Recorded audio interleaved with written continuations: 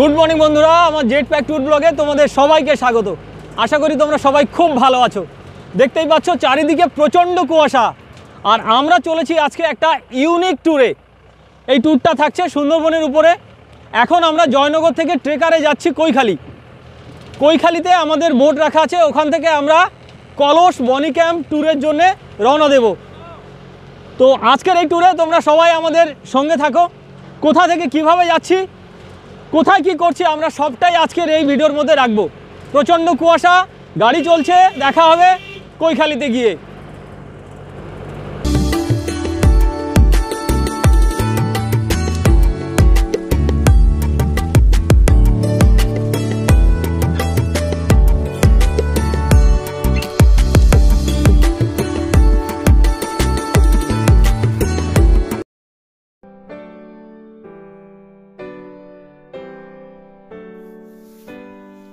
এটি কৈখালি আশ্রম ঘাট।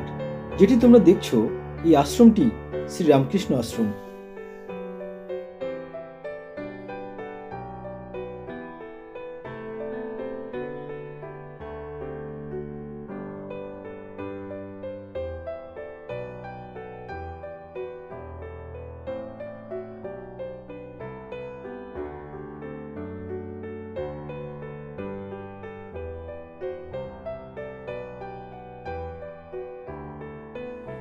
বন্ধুরা, অবশেষে আমরা পৌঁছে গেছি কৈখালি ঘাটে। এই কৈখালি ঘাট থেকে আমাদের বোট ছাড়বে। আমার পিছনে আমাদের সেই সুন্দর সাজানো বোট কিন্তু দাঁড়িয়ে আছে। একটু পরেই আমরা এখান থেকে সুন্দরবনের উদ্দেশ্যে রওনা দেব। এই ট্যুরে যাচ্ছে নেতাজি সুভাষ ইঞ্জিনিয়ারিং কলেজের সমস্ত প্রফেসর, ডাইরেক্টর, এনারা সবাই এতে আছেন। আপনাদের সঙ্গে আলাপ হয়ে যাবে। চলো আমরা এখন বোট এখান থেকে ছাড়বো, সোজা চলে যাব বনি ক্যাম্পে।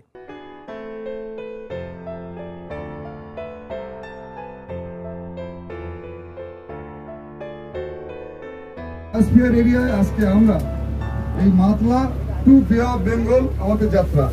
তো ডান দিকের সমস্ত জায়গায় এবং ডান দিক বাদিক উইদাউট ফেন্সিং আমরা ওপেন জঙ্গল দেখতে পাবো, এবং আশা করি জঙ্গলের জীবজন্তু অবশ্যই দেখতে পাবো। তো আমরা সবাই শান্ত থাকবো, সংযত থাকবো, চিৎকার চেঁচামেচি কোনো করবো না। কোনো বন্য জন্তু যদি আমাদের চোখে পড়ে, তারা যেন কোনো রকম ভাবে বিরক্ত না হয় বা আমাদের আচরণে তারা যেন ভয় না পেয়ে যায়, সেদিকে আমরা সর্বদা সজাগ থাকবো।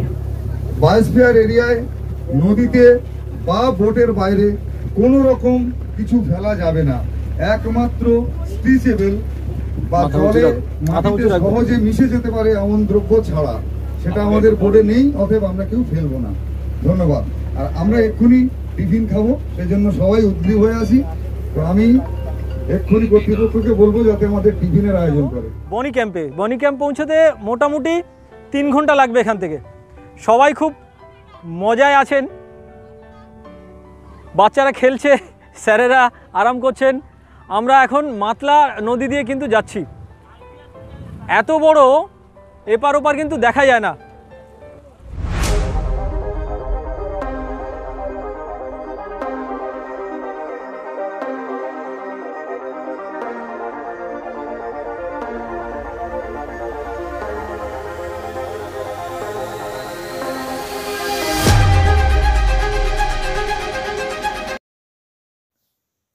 এখানে দেশি মুরগি কাটা হচ্ছে।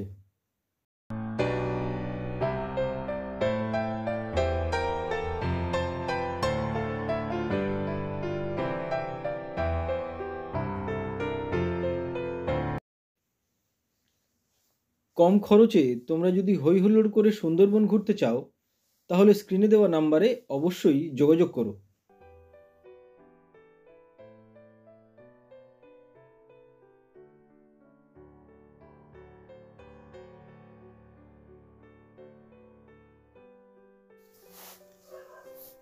সুন্দরবন নামটাই যথেষ্ট।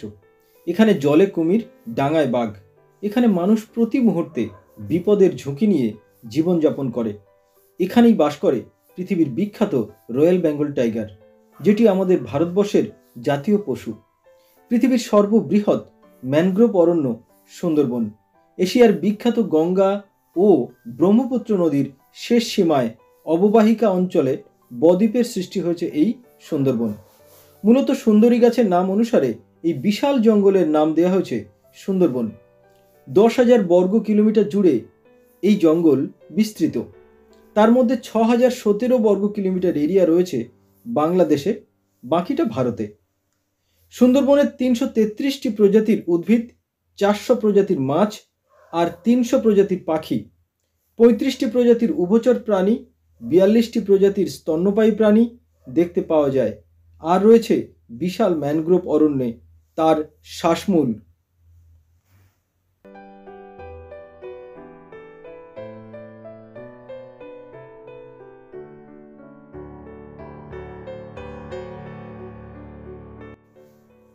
এখন আমরা বনি ক্যাম্পের খুব কাছেই এসে গেছি।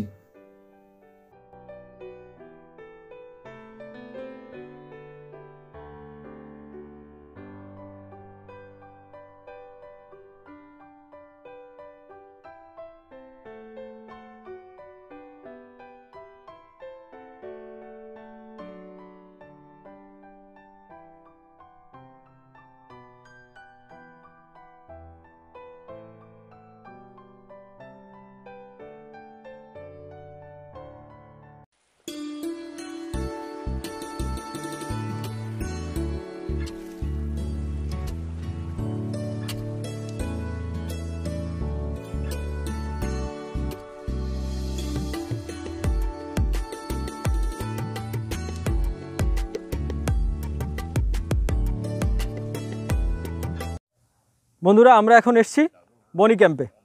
বনি ক্যাম্প ওয়াচ টাওয়ার, বনি ক্যাম্পের আশপাশে যত সৌন্দর্য আছে সব আমরা দেখে এখান থেকে বেরোবো কলসের দিকে। কলসে যাওয়ার আগে আমরা দেখে নেব সুন্দরবন রিসার্চ সেন্টার, কিন্তু ওখানে ঢোকার পারমিশন নেই। আমরা বনি ক্যাম্প ওয়াচ টাওয়ারটা দেখে নেব আগে, তারপরে আমরা যাব।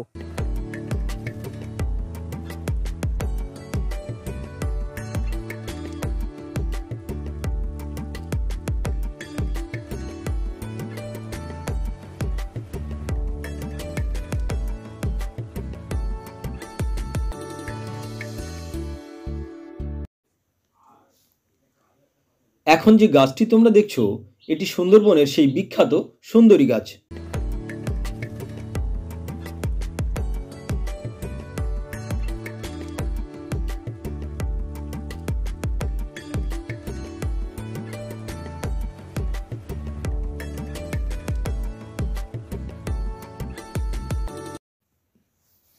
এটি বনি ক্যাম্পের ওয়াচ টাওয়ার।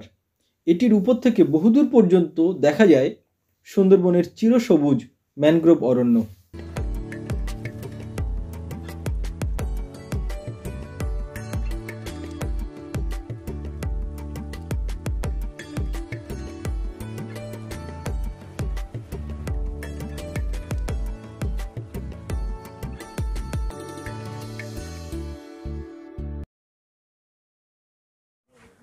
এই হলো বনি ক্যাম্পের ওয়াচ টাওয়ার। বনি ক্যাম্পের ওয়াচ টাওয়ারের উপর থেকে জঙ্গলটাকে কত অসাধারণ লাগছে দেখো।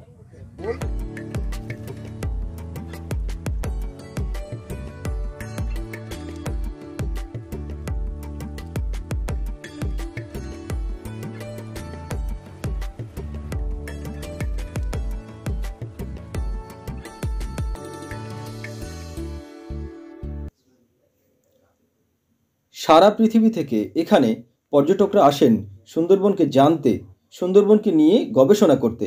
তাই এর গুরুত্ব এতটাই যে 1997 সালে ইউনেস্কো সুন্দরবনকে ওয়ার্ল্ড হেরিটেজের তকমা দিয়েছে, যেটা সুন্দরবনবাসীর কাছে একটা বড় পাওয়া।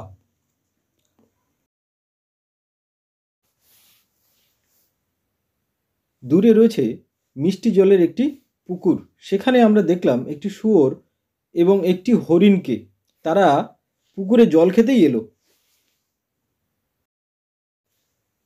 সুন্দরবনে এসে ওপেন এভাবে বন্য জন্তুকে দেখতে পাওয়া খুবই ভাগ্যের ব্যাপার। বনি ক্যাম্পে এসেই আমার জীবনে ঘটে গেল একটি ইতিহাস। খুব সুন্দর বন্য একটি হরিণকে আমি ছুঁতে পারলাম, মনে হলো যেন পোষ মানা। হ্যাঁ, আপনারা দেখছেন বনি ক্যাম্প ওয়াচ টাওয়ার থেকে নিচে নেট ফেন্সিংয়ের কাছে আমাদের পিন্টু হরিণকে নিজে হাতে কাউফল পাতা পুঁই পাতা খাওয়াচ্ছে এবং হরিণ এসে তার হাত থেকে খেয়ে চলে যাচ্ছে। এই অসাধারণ দৃশ্যটা ক্যামেরাবন্দি করে রাখলাম। হাতে কামড়ে নিয়েছে,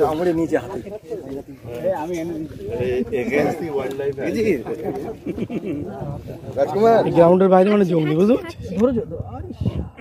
সাইডিং করে এসছে, কামড়ে দিয়েছে আমার হাতে। ওর হাতে কামড়েছে তো? আমার হাতে কামড়ে দিয়েছে সাথে, এই যে লাল হয়ে আছে এখানে, 3টে আঙুল ঢুকে গেছিল গালে। এই ওখানে মাছ আছে, মাছ ছোট ছোট ছোট গুড়ি গুড়ি।